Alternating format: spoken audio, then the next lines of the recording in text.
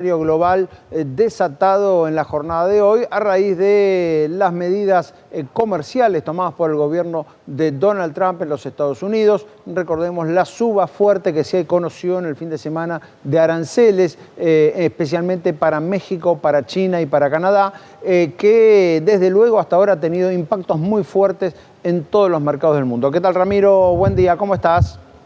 Hola, buen día, Mariano, Fernando, ¿cómo andan? Bueno, primero, ¿qué estás viendo en este escenario global? ¿Qué le puede pegar a la Argentina de todo esto que está pasando hoy a nivel global?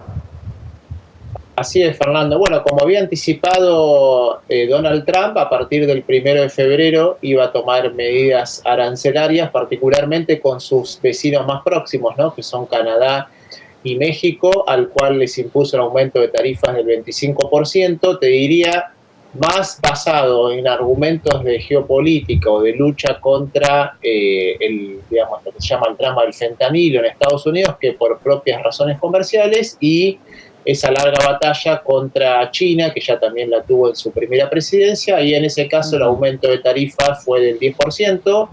Obviamente la primera reacción del mercado, si querés, es la más esperada, es una apreciación del dólar respecto a todas las monedas y en particularmente a las que están más afectadas por estas primeras barreras comerciales, un aumento en el precio de la energía. Recordemos que Estados Unidos importa, digamos, una cantidad no significativa, pero sí del combustible, digamos, de Canadá, y una baja generalizada, obviamente, en los mercados bursátiles, porque ahora, digamos, lo que se traslada es la incertidumbre de si esta decisión de Estados Unidos puede, de alguna manera, digamos, disparar represalias simultáneas alrededor del mundo, y entonces entramos en un escenario más complejo desde el punto de vista internacional.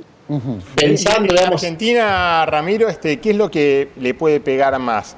¿A bonos, acciones, a los dólares financieros? Bueno, ahí justamente, si lo pensamos en términos de Argentina, recordemos que Argentina, su principal socio comercial, o las principales exportaciones vienen del lado, digamos, del Mercosur, y importamos, digamos, mayormente nosotros, el mayor déficit comercial lo tenemos justamente con China. O sea que desde el lado comercial, te diría, no deberíamos esperar un gran impacto. Desde el lado financiero, obviamente Argentina va a recibir, como el resto de los mercados emergentes, el impacto de esta mayor volatilidad, así que seguramente lo que vamos a ver es caídas en el precio de las acciones, probablemente también caída en el precio de los bonos, que habrá que ver si el Banco Central interviene o no para morigerar esa caída, si es que viene de la mano de un aumento en la brecha cambiaria, ¿no? Porque puede caer el precio en dólares, pero también caer el precio en pesos, con lo cual la brecha no cambia. Si otro es el escenario, bueno, probablemente veamos una intervención del Banco Central.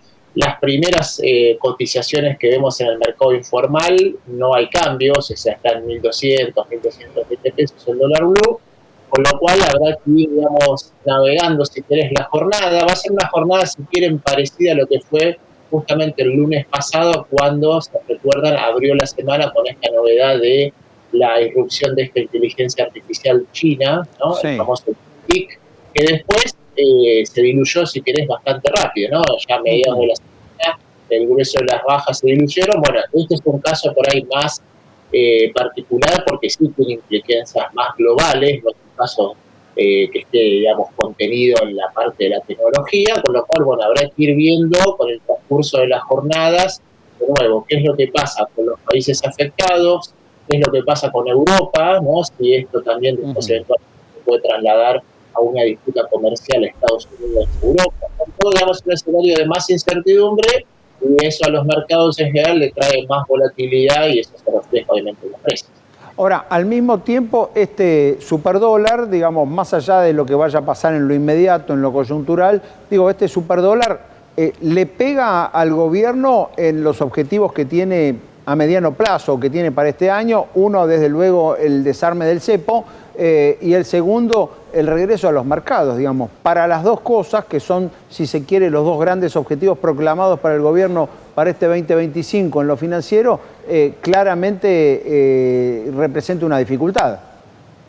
Sí, es, si querés, un viento en contra que se suma a esa estrategia. Recordemos que desde el día de hoy arranca el nuevo esquema de la devaluación del 1% mensual que había anunciado oportunamente el Banco Central, a lo que se suma la baja de la tasa de interés que dispuso el viernes pasado de 300 puntos básicos el Banco Central, que eso de alguna manera, fíjate que a diferencia por ahí de lo que uno intuye, ahora es un incentivo mucho mayor a posicionarse en pesos, ¿no? Por más que el nivel de la tasa baja, porque ahora te queda un diferencial entre una tasa que va a estar en el 2,4% mensual contra un dólar que se va a mover al 1% mensual, con lo cual te queda una diferencia del 1,4 respecto al 0,6 que tenías cuando la tasa estaba en el 2,6 y el crawling peg al 2%, con lo cual eso seguramente te va a acelerar ventas de exportaciones. Hoy salió finalmente la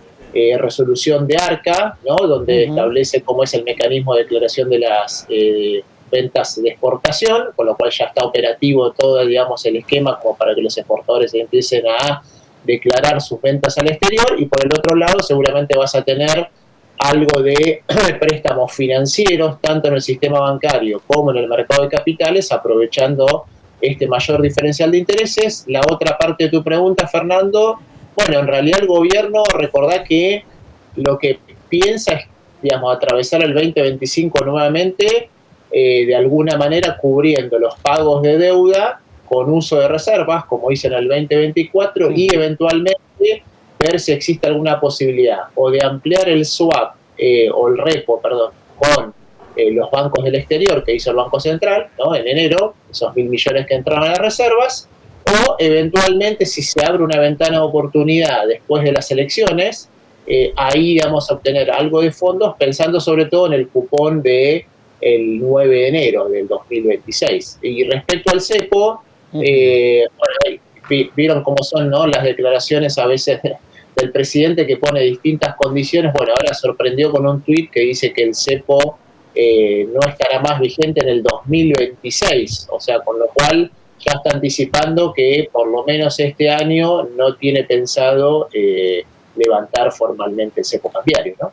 Claro, quedaría confirmado que hasta después de las elecciones se va a seguir con cepo con este tuit, ¿no? Al decir en 2026, como vos decís, ¿no? Al decir Milei en 2026 no habrá más cepo, está diciendo durante 2025 va a haber cepo, ¿no?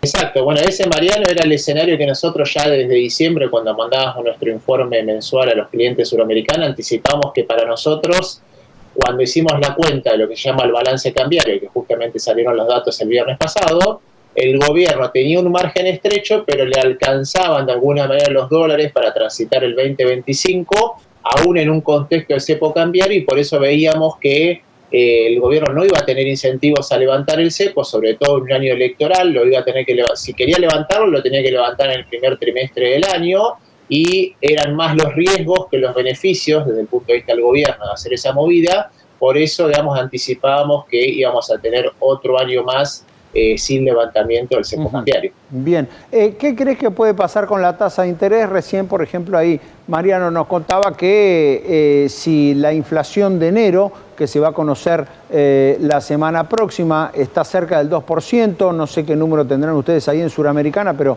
hay ya consultores que están diciendo que el número va a estar cerca del 2%. Si se da ese número, ¿crees que puede haber otra baja de la tasa de interés? Bueno, vamos a ver, Fernando, esta semana tenemos dos anticipos antes que salga, digamos, el dato del IPC. Tenemos el dato de Cava, ¿no?, que es un primer termómetro. Sí. Ahí, digamos, nosotros estamos, si querés, más en el rango entre el 2,2 y el 2,3. Si fuese efectivamente a dar el 2,1%, sería un dato, digamos, bastante llamativo, sobre todo porque si vos mirás lo que es alimentos y bebidas, que, digamos, tiene una ponderación de casi el 35% en el índice, no se ve en los relevamientos de precio una gran desaceleración. O sea que tiene que haber habido otro rubro que te lleve muy para abajo, digamos, del resto del índice. En el medio tuviste algo de aumento de tarifas, obviamente a menor ritmo, pero bueno, supongamos que de 2,1%, ahí el Banco Central de alguna manera, digamos, ya bajó la tasa de interés, y lo dice en su comunicado, basándose en menores expectativas de inflación futura. O sea, que está tratando, digamos, de ir mandando la señal de que va a bajar ese ese umbral de tasa de interés, no me arriesgaría, digamos, a pensar que ya inmediatamente después del dato del IPC vuelva a bajar la tasa, y en todo caso, si eso sucediera, la baja de tasa sería bastante inferior a los 300 puntos básicos del viernes pasado. Claro. O sea que te diría que 50-50, ¿no? Como dicen los americanos, es una moneda al aire si efectivamente se da la situación del IPC al 2,1 y el Banco Central sale rápidamente a volver a bajar la tasa de interés. Bien, y por último, ¿qué va a pasar con el dólar? ¿No? Este dólar tan fortalecido a nivel global y con intención, por lo que dice el nuevo gobierno de Estados Unidos, de que permanezca en ese valor importante, que la moneda se fortalezca. ¿Qué le va a pasar a la Argentina, que ahora no sufre la devaluación de sus vecinos porque tiene cepo, pero también tiene su propia complicación cambiaria? ¿Qué va a pasar con el dólar? Bueno, esa es una buena pregunta, Fernando, porque lo que estábamos viendo justamente en las últimas semanas, antes de que se conocieran las noticias de las tarifas, es que en las monedas de la región había, digamos, empezado a desaparecer buena parte de esa presión que había sobre todo sobre el real, ¿no? Recordemos que el real llegó a 6 dólares con 20, hoy estaba ya en 5,87 antes de la noticia de Trump, o sea, se venían recuperando el resto de las monedas de la región. Vamos a ver cómo afecta ahora a las monedas de la región esta decisión de Donald Trump, que por ahora a Latinoamérica per se no le afecta en forma directa, sino en forma indirecta, pero obviamente que configura un escenario donde un dólar seguramente más fortalecido, Fernando, y que también, y ahí entra, digamos, la otra parte de la disputa que vamos a ver a lo largo del año, que ya se dio en la primera presidencia de Trump, que es la disputa entre Trump y la Reserva Federal, ¿no? Si la Reserva Federal ve que estas medidas pueden implicar que la tasa de inflación en Estados Unidos no baje hacia el objetivo de la Fed, bueno, eso lo que va a hacer es que la Fed, a diferencia de lo que piensa Trump, no baje la tasa de interés, y si no baja la tasa de interés va a quedar un dólar muy fortalecido. Recordemos que el Banco Central Europeo la semana pasada bajó la tasa de interés al 2,75 versus el 4,25 o 4,50 que está hoy la Reserva Federal, con lo cual eso te genera, por ejemplo, respecto al euro, una apreciación del dólar respecto al euro por ese diferencial tan grande de tasa de interés que se forma. Está claro, con lo cual allí también habrá que ver qué tipo de vínculo tiene el nuevo gobierno de Estados Unidos con la Reserva Federal, si como tantas veces ha ocurrido, empieza esa disputa por el nivel de las tasas. Ramiro, te mandamos un abrazo, buena semana. Buena semana para ambos. Ramiro Tosi, allí con los pronósticos de Suramericana Visión y con el panorama sobre este nuevo escenario financiero que arranca hoy, tanto a nivel local como a